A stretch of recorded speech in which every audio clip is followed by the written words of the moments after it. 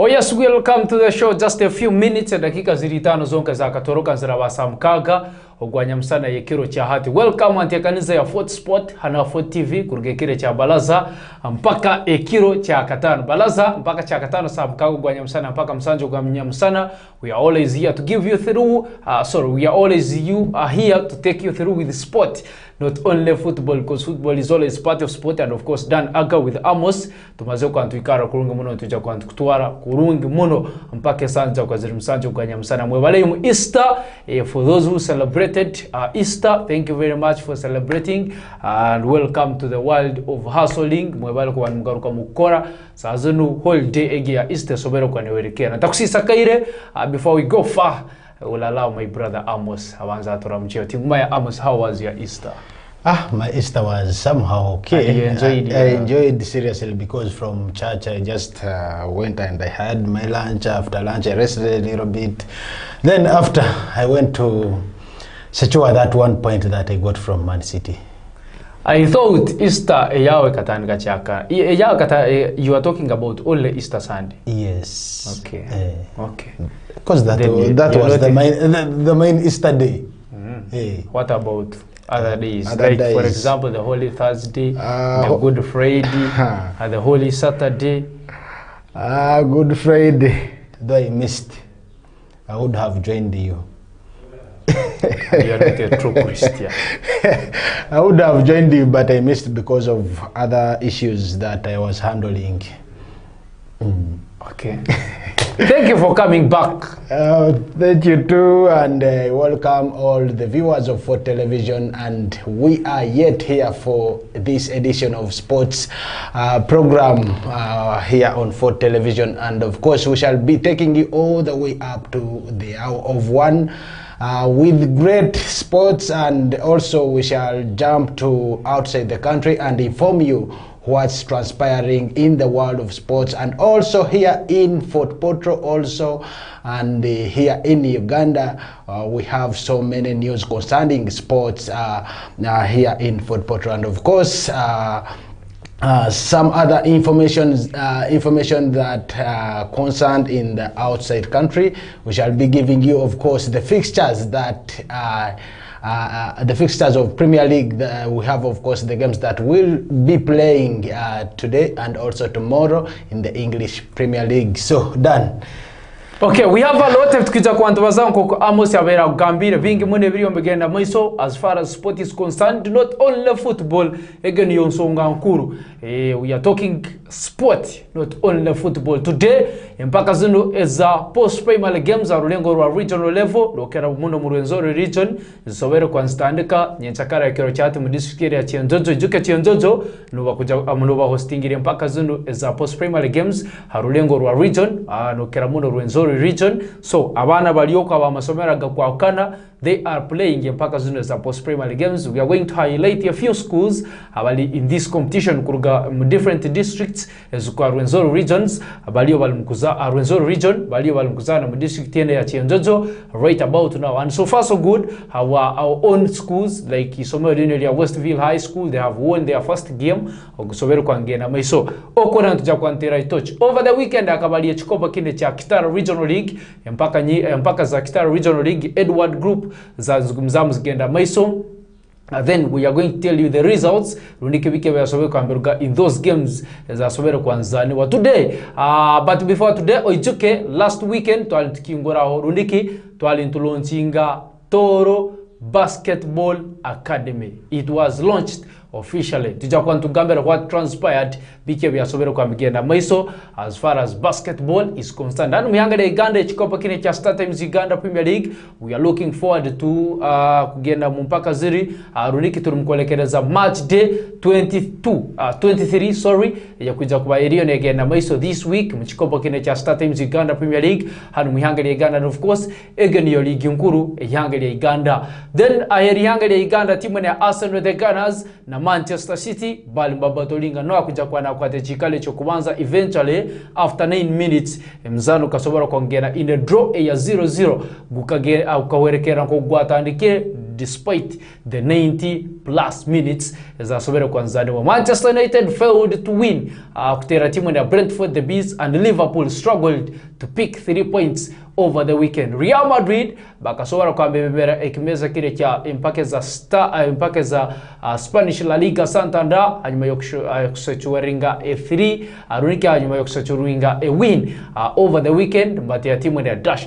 I'm going to tell you which team they beat kura batunga points kwingana nka isatu. Bayern Munich bakasobora kubamba reducingira kemo migisa yabo yokutwala chikopa kire kya German Bundesliga hanyuma yokitwala myaka emirundi 10 ehonderene oizuke chikopa kya German Bundesliga timu ya Bayern Munich omurundu gwabo gokumalira kubalema kukisinge chikopo. Their striker mwete Harry Edward Kane akabali halon mutimu ya kumainkia Millwall, and as we speak akamara kwa naiteza timu ya Bayern Munich, and they are likely to lose. Tunikiba likely kulema kusinge chikopa cha German Bundesliga. Evyo na tujakuwa ntutera mtochi but maiso kuli najakuwa ntutera nza namba ya sumu, we will let you know, but sobara kwa downloadinga app ya 4TV giteka msumu yao giteka mtabu yao nosoko notungo na Facebook page. Make sure you comment, like, and of course you share. Then nosoko notunga kule website najakuwa notunga YouTube ya 4TV najakuwa notunga tujakuwa nturubatera mpaka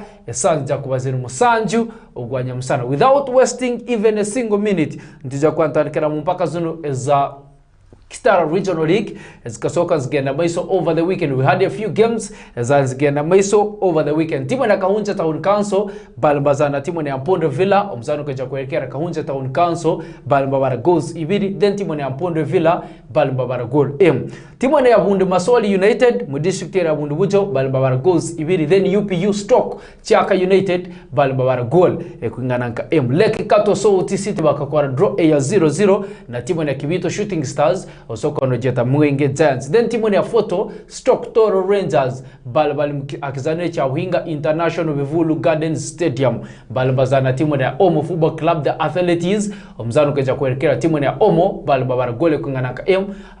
Timu ya Bwera Boys na balbabara gole kungana ka m. Then timu ya Bumate United mu district ya Bundu Bujo balbabara 0. Timu ya Rwenzori Lions balbabara gole kungana ka m mpaka zulu za Kitara Regional League, and of course that is the Edward Group tulumkubaza kuyati nkumanya Amos. How do you see timu ya Fort City hanyuma yokuelekereza hanyuma yokuja with ambitions ezokuzana playoffs ezogenda kule big league, but they are not proving runike mzano tubagumzamu basinga ojuke a number of players they missed this game abazana ba timu ya Fort City Football Club batasobela kwa hakizanero for this encounter na mbele timu ya Fort City basobela kwa ambakora draw ya 1-1 na timu ya kumainkia Bwera Boys. That was a Saturday. I think that is the big mistake hokuba basambe abandi bakabatasoboye kubakizaneraho. To me, I think in Indoranti that was the main reason why they went ahead and made that draw of 1-1 because the team has been performing well, has been scoring many goals, and right now you see in that particular game they managed to get a 1-1 draw. So to me, I'm seeing that is the reason why they got that draw of 1-1, because other players, the good players, were not available. Okay, I think we are crossing over utukwanturuga mpaka zinu eza utukwanturuga mchikopa kine cha Kitara Regional League jike tulumkuelekereza kumalira season ya mwaka 2023 2024. Allow us take you through what transpired mkazana kana ka basketball hakoti ya Boma akawaliyo kulauncinga officially. Toro Basketball Academy was officially launched chalikiro cha Mukaga. So a lot transpired. Rundiki vingi mwene ukasoka bigenda maiso kizandoro kire cha Boma. So that is what took place. Tualindolo abalima launchinga Toro Basketball Academy. Asas 4TV, we were there. Then tukasobora kwantwetegereza what really was going on uniki kicho nyine cyali ngigenda maiso umwanya gwa bomo bali baloncinga team eno academy ya basketball hanu mu kibuga ekya Fopoto. This is the first basketball team basketball this is the first basketball academy yatandikirweho hanu mu kibuga ekya Fopoto. Amos, you a basketball player, you literally once played akazana kana ka basketball. Tinkumanya, how do you see the future ya Toro Basketball Academy? Because wakubana orora ngo emyaka yenyuma hanu mu kibuga ekya Fopoto a few schools nubali mbega sakazana kana ka basketball. But now we have got an academy ya kazana kana ka basketball. Nikija kubanke nkituongera hoki because kuraba masomero ganu we got a few players abakuzana kazana kana ka basketball on the national level. If I can mention a few, I have my friend called Bolton Rujumba. He plays basketball na Rugano Footpoto. There is also Dan Gak. Yes. Then if you recall, mseja na kumaika Kalinda Brian, who wacha anuwe head coach. Actually nwakizera muno kwebembera kazana kana ka basketball hanu mkibuge kya Fopoto. Then aliyo another guy called Daniel somesa wanyaka Sura School. We had also a certain guy who was called Hamza. He's also from St. Louis College, though his life right now is not well, and he engaged in two other things which are not good, but he was one of the best basketballers. Then aliyo Mugume Dan also plays basketball. This guy Rujumba Bolton, he plays basketball nazana na timu ya Ndetse kandi mbazana mu league enkuru ihangari ya Uganda yakazana kana ka basketball ndikyo soko nojeta the National Basketball League hanu mihangari ya Uganda beto akarugano. Now if you see if we can try to look into this academy nija kwengora hoki kumukora kwa nzakazana kana ka basketball hanu kichoke cha Toro. Of course, first of all, me and Indora kulonchinga kwa academy ya basketball hanu mu region ya Toro ni Indora kemutie kikintu kirungi mono kandi kija kuba nichiongera kugrominga abana.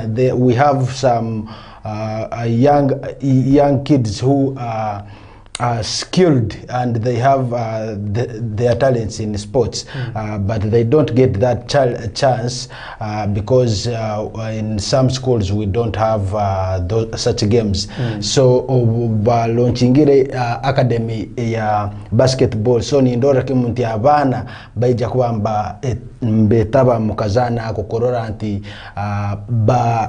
ba continuinga kuba mbagenda na talents zabo omanyira hati tuine one thing ekimbaine mu bazaire abaitu bahanu mostly Toro region umwana bwa kutaha mizano muzaire naba atakwenda kukoraki kumwikiriza kutaha mizano na mugamba ati soma bene byimzano burgo, yet without knowing that the talent that the kid has can make that kid someone else in future. So nyoni Indora kemuntu kuba hanu Toro tuikire twine mostly mzana ikene kwata akati mono rundi umubabiru gwikere mupira.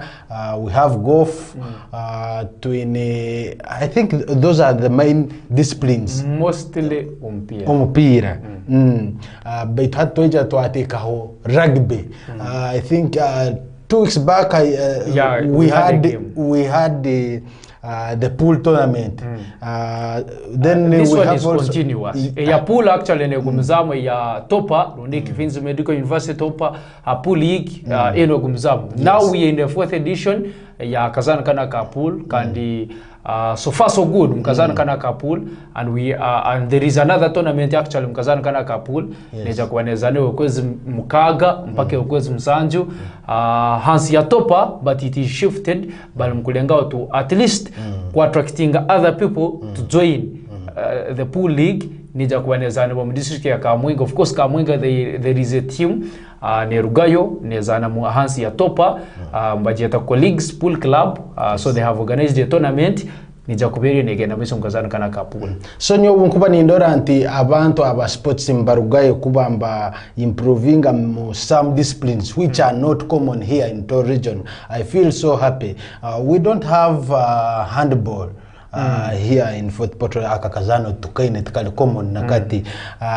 We don't have rugby. Rugby we have it. Actually we have two teams. Kazana ka rugby. We have Toro Lions Rugby Club. Tuine na Nyakasura Wolves. Actually Nyakasura Wolves ekazarwa timu ya Toro Lions Rugby Club ya CEO Nora Tratton.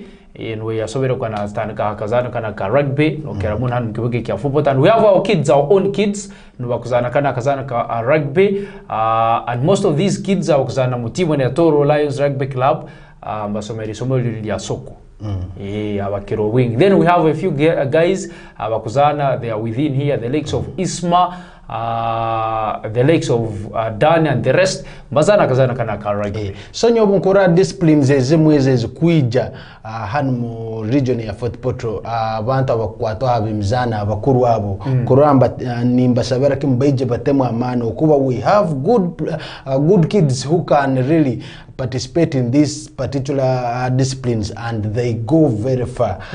So nyo nsimire muno kura abantu mbalonchinga basketball academy kandi how I'm praying that this continues in even different disciplines which are not common here in the Toro region. Okay.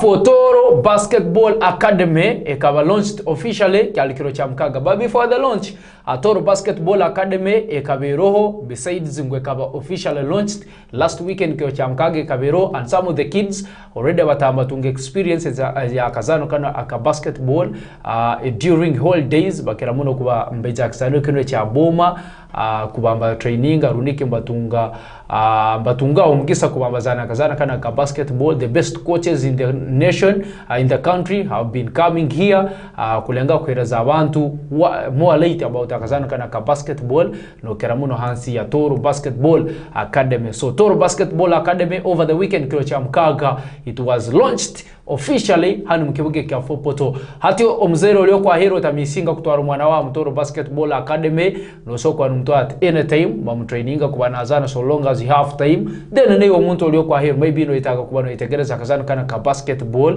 no itaga kubanozana, you can just go there every evening Boma grounds no basanga yambazana kazana kana ka basketball.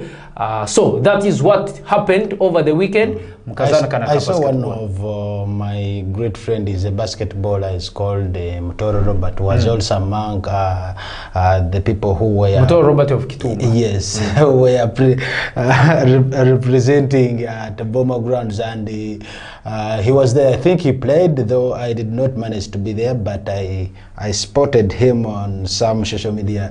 I think he managed to put up a good performance. Basketball. Okay, thank you very much. I want to bona waziro on this launch. Kiro cha mkage yokulochinga Toro Basketball Academy official launch ya kaberio negena mezo. Big ups to my friend Coach Hassan, then Coach Kalinda Brian and others. Thank you for the good thank you very much for the good work yomulumukora mkazana kana ka basketball to inspire younger talents basawo kama jininga kazana kana ka basketball. Anyway, otukwanturuka mkazana kana ka basketball time is not our best friend otukiriza tsobala kwantu shiftinga gears tsobala kwantu genda for the national sport but I think before we go for the national sport runde tureja nabyo kiro cha nyencha ebukwata hakazana kana ka impake za post primary games. But I'm getting updates kurugam district ya Chienzozo mpaka zone za post primary games so far. Isomero ya King of Kings College Mobaisiki bakwati isomero ya St Adolf Katosa balitera golo mwenda hali 0 balitera mwenda hali 0 mkategori ya Baisiki kandijuke King of Kings nuba champion bakasoka masinge chikopo kende cha Kabarole district stroke for Porto Tourism City mpaka zone za post primary games kandi bakakitwale mirundi 10 ehondarene. So bakwati isomero ya St Adolf Katosa ya district na Chienzozo balitera goals eskwingana kamwenda hali 0 oguwerekeria. And other games are still moving on, but tukiro chanyencha we are going to tell you what is taking place, what the groups because akaire katolekera the groups zona za akazana groups zona ko kuba ikwasire mu mpaka zone za post primary games mu district ene kumainke ya Tionzozo regional level eriyo negenda maiso maybe you never know ndija kwa to live hakizanero maybe cha katoke modern senior secondary school will get a chance to be live then osobala kwa no itegereza na bike biri mugenda maiso mu district ene ya Tionzozo. Away from that, this weekend this week we expect Isaiah Mwesige CEO wa Africa Golf Academy neja kubala hano mu studios za 4TV tsobala kwa ntugumzamu ku bantu antubagabagamo torola kazana kana ka golf twaikanka as Toro we have our own players abaliyo bakora kurungi the lakes of Kinywai mbazana kurungi muna kazana kana ka golf, so we are going to host Isaiah Mwesige will be live in studios kubantera mtochi mkazana kana ka golf. We are promoting sport, not only football, because football is always part of sport. Dan aga with Amos tolo hanu paka Samsung to get them big league or to get them starting Uganda Premier League. Tubanze tuheho corporate. Okay. Corporate league ni jakubiri negena maiso. Vero vyokwezi Musanju. Musanju? That is next Saturday, not so? Musanju is a Sunday. Is a Sunday. No, Toro Corporate League is played on Saturday. 6th, 6th, we have Fort Potro Super Wazee will be taking on Kigarama Old Stars. Then we have St. George Corporate will be taking on Fort City Legends. Then Friends Forever will be taking on Nyaika Corporates. Then Mwenge Giants will be taking on Bunyangabu Legends. Then Kamwenge Wazee will be taking on Bundebujo Corporates. Ni mpire gekuja kuba nebayo. Monaka mo Corporate League hano Fort Potro. Toro Corporate League nija kwa neguzam negenda maisha. Remember we are in the 4th edition kantulu mkuelekeleza kumalira the league. This edition ejika ba all time champions no aba Chigarama Old Stars wakasinge chikopo kine cha Toro Corporate League mrude kuingana nkebiri. Then ba defending champion no ba Fort Potro Super Wazee, and they're likely to take mkopo biona vile cha above 35 ne cha below 35 this season because they are leading all the logs za mpaka zone za Toro Corporate League. Anyway, away from that, away from mpaka zone za Toro Corporate League allow us tsobala kwa kutwara for national sport ntija kwa antandikira mchikopo kine cha Star Times Uganda Premier League. Star Times Uganda Premier League hanyuma ya match day 22 yakabane na maiso that was last week kutanikana kile cha kana whereby timu ya Maroons Football Club alibazana timu ya Express. It was a Thursday last week kandi timu ya Maroons Football Club bakasoka mbatia timu ya Express Red Eagles moto mkwano gabanzi goes ibira 0. Then timu ya KCCA rundiki the Kasasiro Boys osoko nejeta the Citizens bakwata timu ya Busoga United bagtia goes inhal M. Wakiso Giants the Papa Sharks bakatia timu ya NEC Football Club goal M al 0. Then Kitara Football Club the Royals bakakwara draw na timu ya Bull Football Club the Eastern Giants ya 0-0. On that game hakizano kino cha Chigaya Playground mu district ya Masindi Kitara Football Club the Royals get collection bakasoloza million anana mukaga ni mitwaro ena. What get collection? Eke nikiba nicholekera kemonti abantu ba hano mu Uganda bongire kubambe jumbero mupira gwenda mu. But other sides mbasoroza sente. Other sides nabo mbalinga kusoroza baitu. It depends also where the playground is and how those people in the particular area bejumbiri bato mpira mbagwetegeza bata, so it depends also on different places. So nyoni mbanindora kemonti abantu abekikali echo bakaba anti bejumbira muno mpira ogu amanyera ro umpia no gukuba ukagenda ukarora kemonti enamba ya abantu ya man muno mbendo mupira muno so nindora kemonti abantu abo bakaba mbendo mpira ogu muno kandi bayongera kuba bateka musenti mukorora kemonti timu eno ya Kitara kuba ne yongera mu amani ago kusamba mpia no ku maybe to motivate their players by adding them maybe some little money as an appreciation kuba mbeyongerera kemumbalithinga the Star Times Uganda Premier League logo.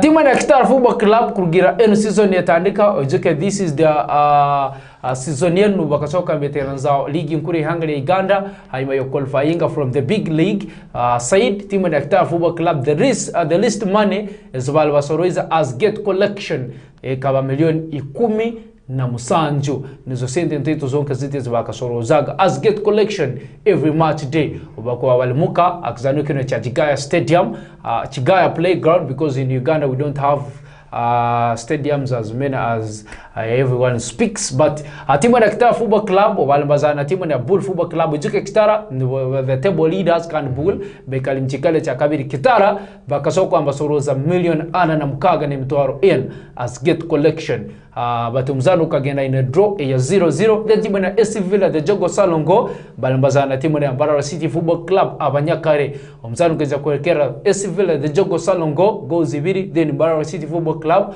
abanyakare uniki the Ankole Lions balambara goals balambara goal URA the tax collectors balambazana timu ya Vipers the Venoms njike URA bakashiftinga baruga kizano kire cha Meta Stadium saiza kulugazi basoka magaruka kizano kinu cha Philipo MTN Omondi Philipo Stadium saiza kulugogo kizano kire kizano cha Meta Stadium balumukuchiombeka ntuetegekera impake za cricket zikuja kwa zinzige na mweso so kizano rekyo balumukuchikora facility ya cricket so timu ya URA bakasoka magaruka kizano kinu cha MTN Philipo Omondi Stadium amakaga timu ya KCCA na timu ya Net Football Club said za kulugogo so timu ya URA bakatera timu ya Vipers the Venoms goals sikuingananka ibiri hali 0 the last game ekabero kiro cha Sunday ni manisa last game ya match day 22 ekabera gati ya timu ya Soutilo Bright Stars the Stars balambazana timu ya Gaddafi the Soldier Boys omzano keja kuelekera on a Sunday timu ya Soutilo Bright Stars balambara goals ina then Gaddafi the Soldier Boys balambara 0 tulumkuelekereza mu match day 23 but before match day 23 allow us take you through with the table standing ya echikopo kine cha impaka rundiki let us first give you the fixture then tumali tugambe the table standing ya echikopo kine cha StarTimes Uganda Premier League kiro cha kana yokozi bina tujakuwa tuina match day 23 nijakuwa negumzamne gena mweso mchikopo kine cha StarTimes Uganda Premier League whereby timu ya Busoga United abedinda mbajakuwa mazana timu ya SC Villa the Jogo Salongo Neck Football Club bazana timu ya Kitara Football Club zilibasa emo ya Ruebajo akizano kino cha Philipo Omondi Stadium said za kulugogo then Gaddafi the Soldier Boys kiro cha katano bazana timu ya KCCA the Citizens nulikile Kasasiro Boys then timu ya Mbarara City Football Club abanyakare obosoko anobeta the Ankole Lions mbajakuwa mungisa timu ya Maroons Football Club akizano cha Kateka Stadium said za kulimbarara then timu ya Vipers the Venoms mbajakuwa matanga na timu ya UPDF the Soldier Boys hakizanero ekia St. Mary's Stadium said za kuli kitende then timu ya Bull Football Club mbaja kwa msana timu ya Wakiso Giants the Papa Sharks then kilo cha Mkaga Express Red Eagles moto mkwano gawanji bazana timu ya URA the Taxi Collectors mchikopo kine cha StarTimes Uganda Premier League but before that match day 23 ya kubanegena mweso so far so good timu ya Kitara Football Club the Royals they are still leading the log ya impaka zone za StarTimes Uganda Premier League ken kubancholikera kemonti Kitara ne yonga kuba ne kora kurungi muno okuba anti leadingire table ege ya StarTimes Premier League okuba no girora in points ana 9 followed by Bull with 40 points then followed by Vipers that is 38 points then Mukikaro echa katano na hijamo Nick na 37 points mukikare cha Mkaga Maroons FC ina Maroons FC ina 34 points then mukikare cha Msanjo arumu the Kasasero Boys ina 32 points then mukikare cha Mwenda ya arumu Express na 29 points then mukikaro HA10 harumu Bright Stars na 28 points mukikare cha 10 harumu Maroon harumu Mbarara City na 27 points then mukikare cha 12 Wakiso Giants na 26 points mukikare cha 13 harumu Gaddafi FC na 18 points then mukikare cha 10 bana harumu Busoga United na 17 points mukikaro cha 10 Mukaga harumu Arua Hill na 5 points ni kumalira Arua Hill actually Arua Hill was demoted baja kama zana big league come next season abo they did not fulfill ebyalibyetagisa hansi ya FUFA kandi season tubasoko bambagimarawo kuli mukikopo kine kya Star Times Uganda Premier League for the season eyo mwaka gw'engumibiri abiri n'esatu engumibiri abiri n'ena obukuba nora teams zenu ibiri eziri hansi ya ekitebo kino I mean table eno ya Star Times Premier League team eno ya Busoga United na UPDF what comes into your mind? Team ya Busoga United hamna team ya UPDF. Indeed they are struggling for this season. When you look at team ya kumaika UPDF, at least this season team ya UPDF this season batungire obuzubo kutalbanza, but my worry is team ya Busoga United because I never expected team ya Busoga United kuba negenda in these I call them worst positions as a chikopa kine cha Star Times Uganda Premier League. If you look at team ya kumaika Busoga United so far this season they have played 21 games emzana abirinagumo ibakazana basingire emza a few games emzana kwingana nka ena then bakoze draws emirundi kwingana nka 5 babatere murundi 12. It means team ya Busoga United they are not doing well. They are indeed struggling because amzano abirinagumo. If you win only 4 games what should we be expecting from team ya Busoga United? And I can even predict because if you look at our other teams as Busoga United, the likes of Gaddafi, the Soldier Boys, yes, Gaddafi Nabo, they have not had the best season this time round, unlike the previous season. If you look at Gaddafi and Wakiso Giants, at least team ya Gaddafi, the Soldier Boys and Wakiso Giants may survive, but now they cannot.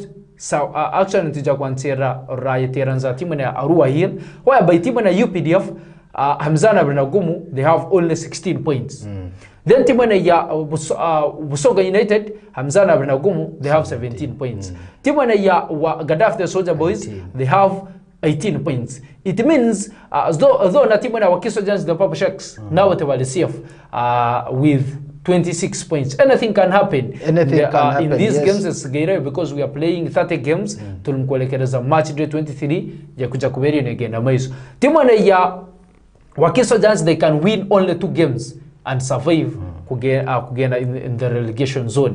Then timu ya Gaddafi Busoga United na UPDF they are still struggling kurwanoa akuja kwa na tena za abandi ababiri abakuja kwa ambe tena za timu ya Arua Hill the Congolese because Arua Hill onwa already are demoted alimchikopa kile cha Star mpaka Big League. Remember Arua Hill already demoted in demotion tagitungera ngwabaliri mchikali cyo kumalia now alemero kumalira season eyo mwaka guno ya mwaka 2023 but the law is the rule basemera kwamba demoting 3 points 3 teams ojeka Big League neja kubaliyo other 3 teams as the likely kubaziba promoted zijabchikopa kine cha Star Times Uganda Premier League. Now we expect other 2 sides kweteranza team ene ya Arua Hill kuyani ndora team ya Busoga United if they don't sort themselves. Actually Busoga United they can win games like 2 and draw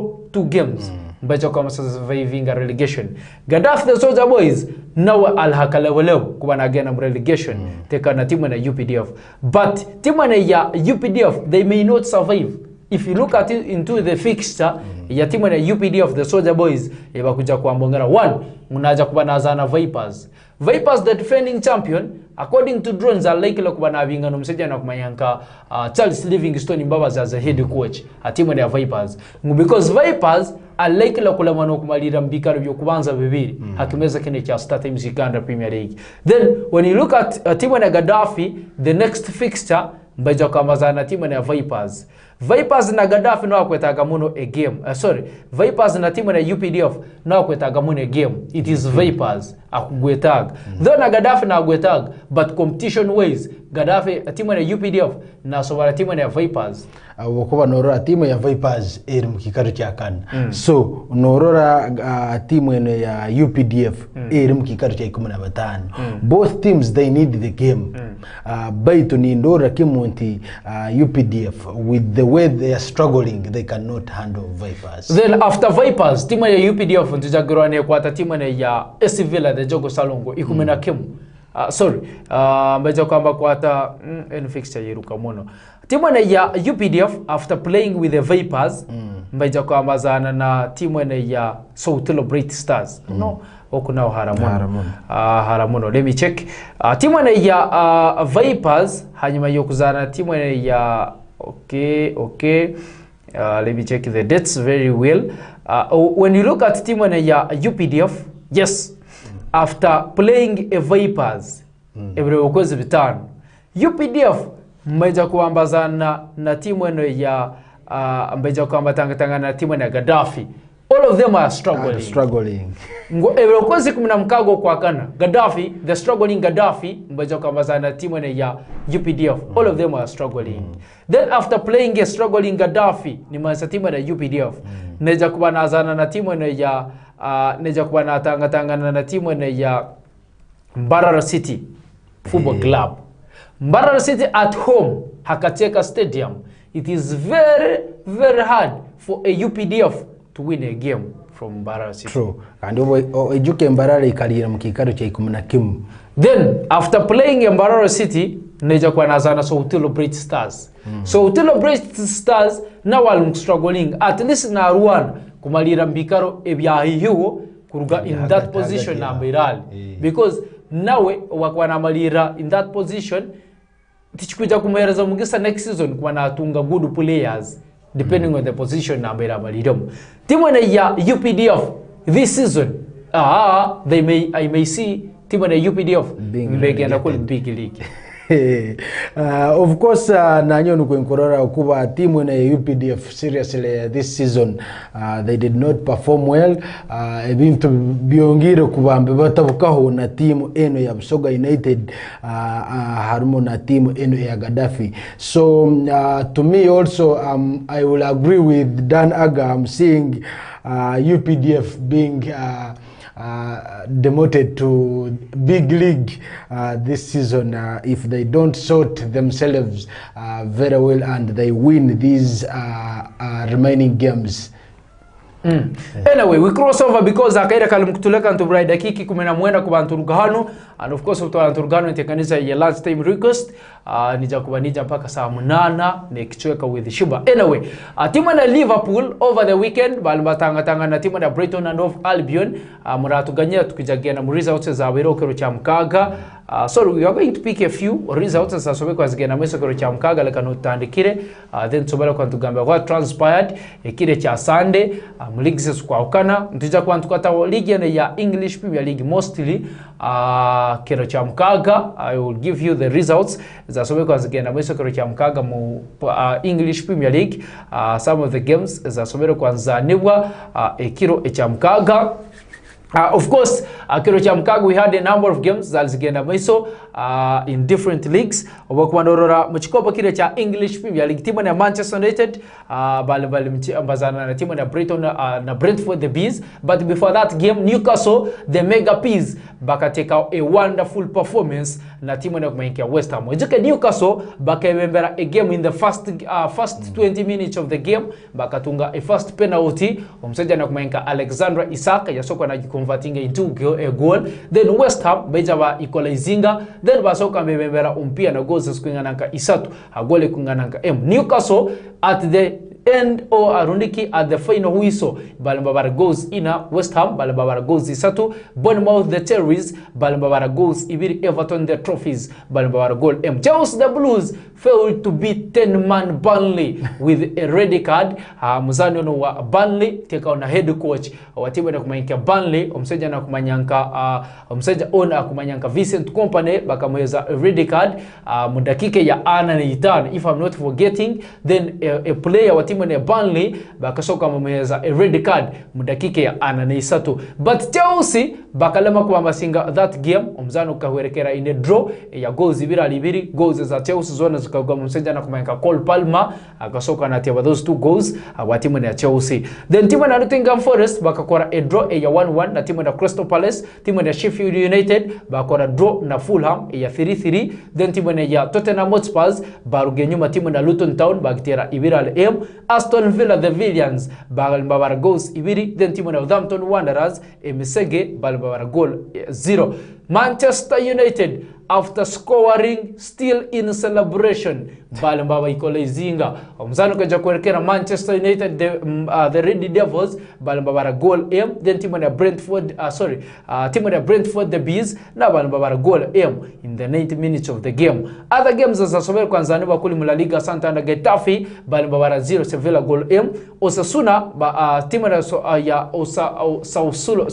team ya Osasuna balambaba goals isatu, Almeria goal aim, Barcelona goal aim, Las Palmas balambaba 0, Valencia balambaba goal 0, Mallorca balambaba 0. Kule muhanga elia Italy mu Serie A, Napoli goals 0, Atalanta goals isatu, Genoa goal aim, Frosinone goal aim, Torino goal aim, Monza 0, Lazio goal aim, then Juventus balambaba 0, Fiorentina balambaba goal aim, team ya AS Milan balambaba goals ibiri. The on form and unbeaten team ya Bayer Leverkusen bakarugerugu enyuma team ya Hoffenheim bagtea goals kuingananka ibiri hali gole kuingananka ojuka team ya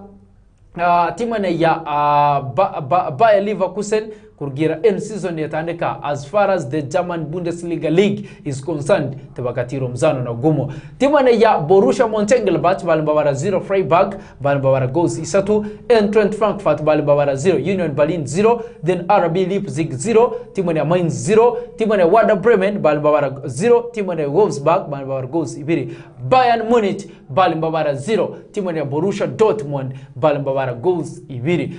Ojuka mkugambirega at the beginning of the show, at the start of the show, timu ya Bayern Munich the last time kule mokusinga chikopa kine cha ihangeli ya Germany cha league rundiki German Bundesliga mseja na kumainka Har Edward Kane akabal haloni mtimu ya Millwall, but now hajima yokuzininga timu ya Bayern Munich is likely to fail to win a chikopa kine cha Bundesliga, and Har Edward Kane in his life takasinga gachikopo chona kurugira na bao tukiata kino kisalancho mzani wa kitwera timu ya Bayern Munich has been winning this trophy bakitwera mundi 10 yone yondereni ize to an extent ligi hangeli ya Germany bakagihindurira bajeta the Farmers League. Of course okuba norora anti timu ege ya Bayern Munich kusambira kule mu German Bundesliga izire ne performinga kurunge mono akandi mazero kuba ikene twara ebikopo bya league egi but this season though they started a little bit well but tubaine nti ikeren nija ne losing mpira nyingi mono bamazere obukuleta omusaijo no bakweta Harry Kane mbamwe hakule mu timu ya Tottenham Hotspurs bakamleta abe na asobora kubayamba mu maisa kubatebera goals. Of course Harry Kane, yes, he has scored some goals but tubainire kimu performance yongire kugaruka hansi, though he is scoring performance ya Bayern Munich yongire kuba hansi okuba norora kimu ti nharugayo a small team seriously. But Bayer Leverkusen is not a small team. Yeah, I'm not saying Leverkusen. I'm not saying Leverkusen. It's just an example. A small team seriously, and you compare it with Bayern Munich. You see seriously Bayern Munich is. Which small team are you talking about? Of course, when you talk of Bayern Munich, you cannot compare Bayern Munich with Real Sociedad with so all those teams. So you see that Bayern Munich is going to win that game, but you see a surprise result. But Borussia Dortmund also is a strong team. Actually, Borussia Dortmund wal basemera kutwale chikope cha Bundesliga that was last season, but chikabarga munga in the last 2 games as okumalir. But obokuba norora Bayern seriously with the winning mentalities and the winning of trophies they have been doing so seriously this particular season, they have performed very poorly to me, and they need to sort some issues if they want to go ahead winning this trophy in the German Bundesliga. Okay. Anyway, over the weekend kilo cha sana timu na Liverpool balmazana timu na Brighton and Hove Albion in the first minute of the game. Timu na ya Brighton and Hove Albion the Segues balmatunge goal kura mseja na kumaenka Dan Welbeck la batera, then mseja na Liverpool kura mseja na kumaenka Luis Diaz akasoka na tungani equalizer mudakika ya Namsanju, then Muhammad Galo Salah na sokwa na tekao na sokwa na yamba Liverpool kutunga points kuingana nka isatu after scoring the second goal of the day. Liverpool mzano kaja kuwekera walibabara goals ibiri, then timu na Brighton and Hove Albion the Segues balibabara goal Manchester City and Arsenal mzano kahuerekera nko guatandikire ni mainsa in a draw ya 0-0 despite the 90 plus minutes za sobere kwanzanewa in this game. Then other games takabalizio kwa Arsenal timu na ya Celta Vigo muyanga la Spain balimazana timu na Real Volcano kagenda 0-0, Girona goals isatu, Real Betis balibabara goals ibiri, Deportivo Alaves 0, then timu na Real Sociedad balibabara goal Real Madrid goals ibiri kan timu na Atletico Club uniki Atletico Bilbao balibabara 0. Real Madrid bebembia log ya echikopa kine etia Spanish La Liga Santander with 8 points clear ezbakiza timu na Barcelona, because Barcelona no baikali mchikale cha kabiri. For the interest of time, allow us we tackle about mzano kuno kwa Arsenal na Manchester City we are going to take a few minutes nkosobala kwa anturora mzano kuja kwa negeda maiso today, because we are left with only 9 minutes kwa anturugano. How did you see timu na Arsenal na timu na Manchester City, because all of them banumkuruwane chikopa kine cha English Premier League. Arsenal bakamali miaka 20 batakasinga chikopa kine cha English Premier League. Manchester City mbetaga kutwara chikopa kine cha English Premier League omurundi ogwakana guhondereine. Of course, wakubana orora Arsenal mazire miaka abiri takatwara chikopa kine cha Premier League. But how do you feel as an Arsenal fan? Of course, now I'm feeling so good, because at least you feel so good after 20 years without winning a Premier League. You know, now this is a new season. Okay. So after spending 20 years without taking English Premier League, Arsenal last season but almost doesn't count. This is sport. Evento vya ingara vya tsobo hao kakikaki so hati season eno bokuba no Arsenal etandikire kurungi muno etayero performance enungi in Premier League, even in Champions League they are performing well. Their coach Mike Arteta is trying his level best to put up that great performance. All players in Arsenal right now are scoring, which was not there for Arsenal of those days. Now, if you say Saka can score, Havertz, Rice, all of them are scoring, Saliba, and the defense of Arsenal, seriously, is performing tremendously so good. If you look the Haaland of Man City, that number 9 is by the way dangerous number 9, but the way Gabriel Magalhaes and also Saliba handled him, it was very, very good and nice. Talk about the performance ya umsikazo na kumayanka Kevin De Bruyne, midfielder ya timu ya Manchester City. Yes, Kevin De Bruyne tukamorora anti by the way he had an injury, he has just come back, but he's not performing well right now, I think because of the injury, but if you see Arsenal the way we started with a team Man City, first half they displayed us in the battlefield. They displayed Arsenal. To Kieran Sana, maybe Arsenal in Abasambe, but it was half ground. By to Balemero kuba mbaijambateka omupira mukatimba ka Arsenal. So Arsenal wegenzere mo dressing room after the first half. I think Arteta told them and he showed them other tactics how to handle the game well without scoring against us, and we managed to keep the clean sheet thanks to David Raya. and of course toija twarora kemonti omupira ogu mu second half Arsenal yongire kubanete ka man mengi substitutes zone zikozero ezibere nunge muno. You remove Jorginho, you bring Partey, he cooled down the game. You remove Saka, you bring Martinelli, though Martinelli he played in number 7, but you know, in number 7 he does not play well because his real number is number 11. And of course if you see the midfield of Arsenal, at least seriously from the defense to the midfield, we are performing well. Team of Arsenal, I want to give them a credit in the defense line. Indeed, they performed very well and the defense was outstanding. Bazana ba timu ya Arsenal bakadefendinga with a lot of confidence balwena mu defense ya timu ya Arsenal.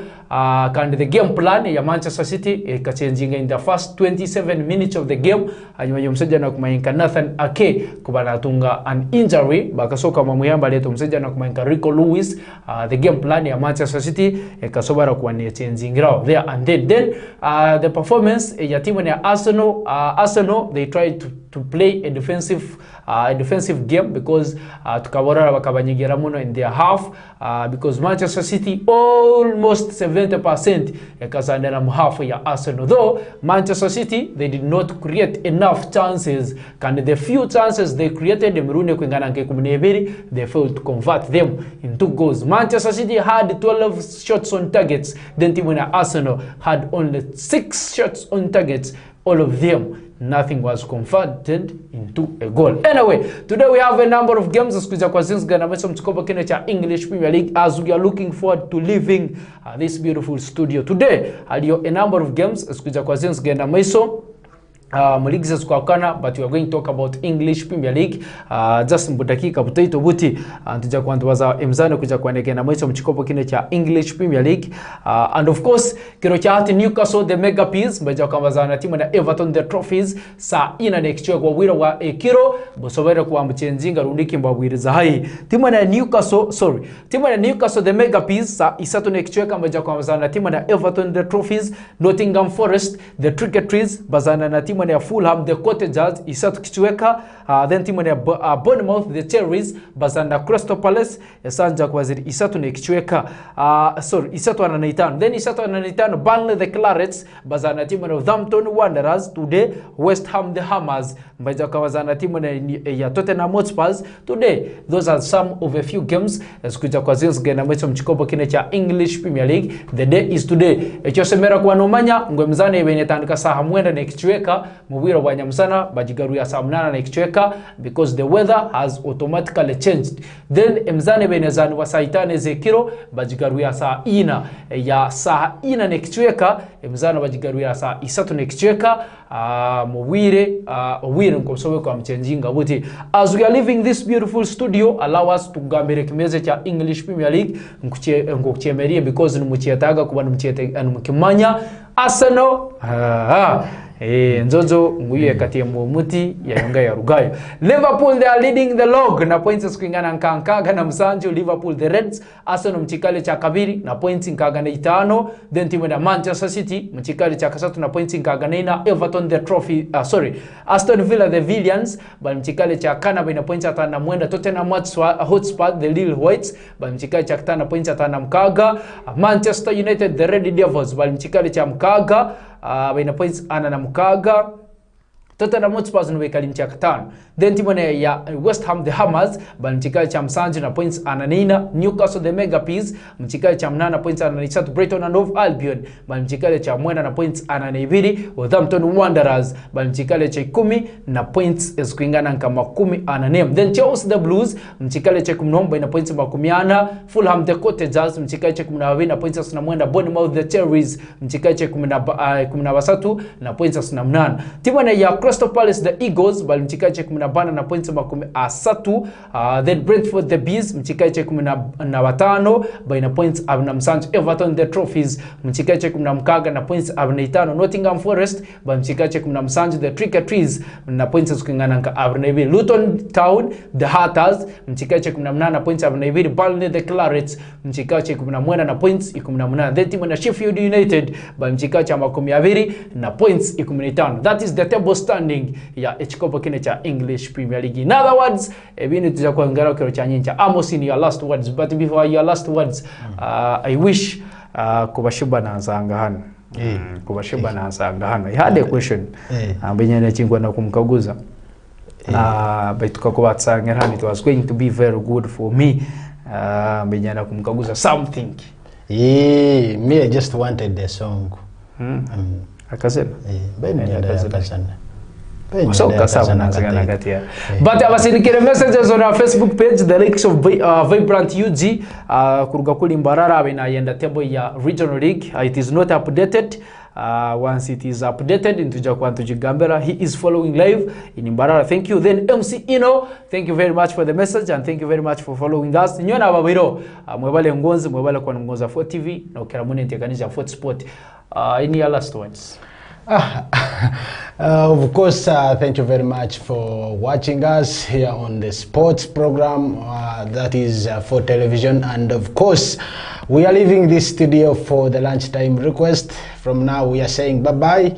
Shiba, I want a song from Chris Brown. Roll. When is today? Today is Tuesday. I wish Shiba you can tell me.